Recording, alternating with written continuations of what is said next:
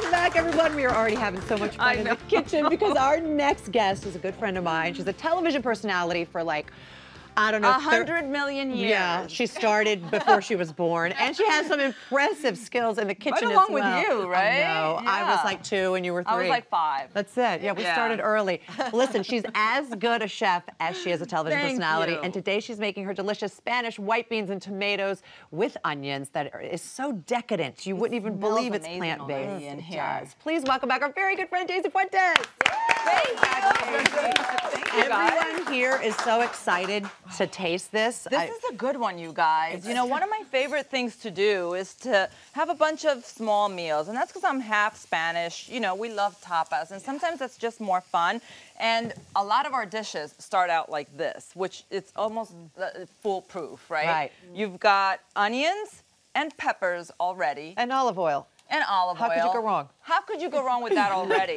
But and by the way, most of this stuff, or probably all of it, you have in your pantry. Exactly. So we're going to add to that chopped garlic. You've probably got about 3 or 4 cloves. It's really up to you. Okay. For me, you know, the more garlic, the better. It's really good for you. A little sweet paprika and hot paprika, cumin, roasted tomatoes, white beans, butter beans, fava beans, they all work. And cannellini. Cannellini or even chickpeas will work. Oh, right, okay. Yeah, and then we've got some chives, some parsley, and over here for the very end, kale. Some kale. So it's really not only a delicious savory dish, it's nutrient dense. That's right. It's really flavorful, and we love doing this. I'm gonna start pouring this Okay, in it all here. goes in. It comes together very quickly. Too. Like if you gave this to kids, well, or us, you wouldn't realize that you're having kale and you're eating all these things that are so good for you. Right, because you're tasting all this deliciousness here. And then there's the Little paprika. Sweet paprika, and again, you can, you can feel it out and make it as spicy. The hot paprika can get a little heat in there, so it's really up to you. I like a little kick. You know, my mom used to, because there's a And Greek dish very similar to this as well.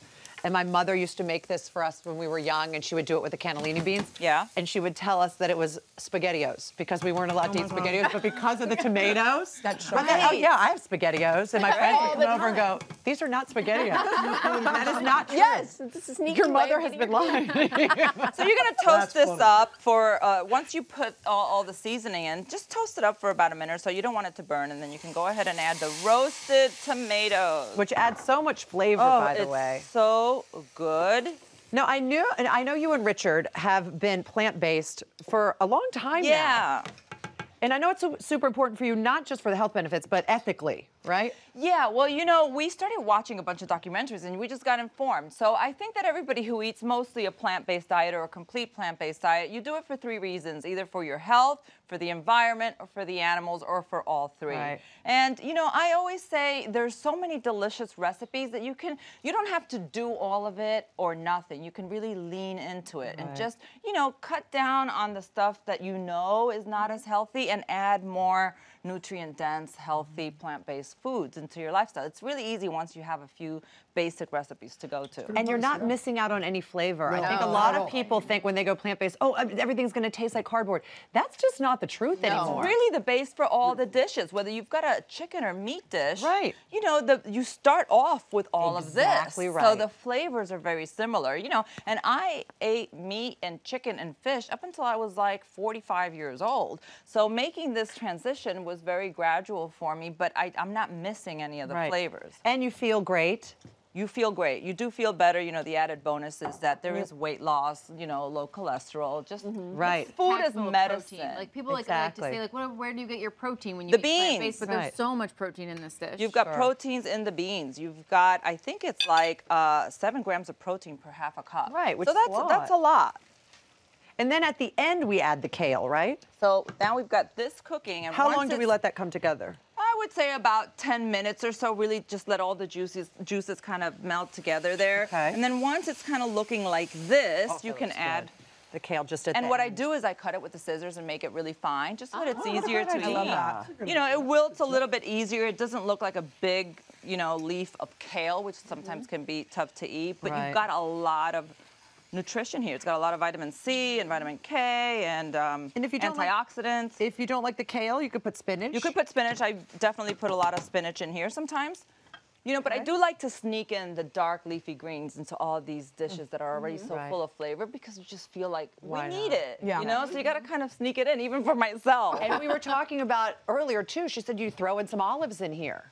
You could. That's the thing. Any Mediterranean flavor of anything that's Mediterranean that you like, you can throw it in here, and then then at the end on the dish, you can just top it off with a little bit of parsley. All right, I'm going to serve us some of this. This looks delicious. Go ahead and serve it, Daisy. I want to ask you. I mean, this as we're eating this, I'm thinking to myself, such a cozy meal to have in the middle of wintertime, right? Yes, comfort. And I know you and your husband, Richard Marks, obviously live here in Los Angeles, but you guys love to get away to the snow. We do, and we usually, right around this time, either President's Day or Valentine's Day, we either go out to Colorado or even Lake Tahoe. You can go up to Big Bear. We're so close to all the mountains that we just like to get a little feel. Just a little. A little. A few days. Listen, I'll take a little. Yeah, exactly. Growing up on the East Coast, you spend a lot of time in the winter. And I don't know, if people don't know, if we're not properly introducing Richard, she's married to one of the greatest musicians, in my opinion, of all time, Mr. Richard Marks. Yes. And it was just with REO Speedwagon. That's right. They just did a big benefit for the Malibu fires and the shooting up in Thousand Oaks, which was really sweet. It really brought the community together. It was wonderful. Yeah. You guys are such a great couple, Thank Daisy. you. Thanks for being here, Daisy. Debbie, have a little taste. Oh, yeah, I know, I'm holding you up here. You'll find. Go ahead, Deb. You're coming back to make the roasted olives. I'll come back anytime you want. I've got tons of recipes for you. Oh my God. Yeah. It's getting taste better this. and better. Yeah, we like this with a little, just a little bread and wine. Or you know what? It's also great as a main dish with some rice if you want. Debbie, I'll tell you everywhere. HallmarkChannel.com is where the recipe will be, and you can follow Daisy on Instagram @Daisy Fuentes as well.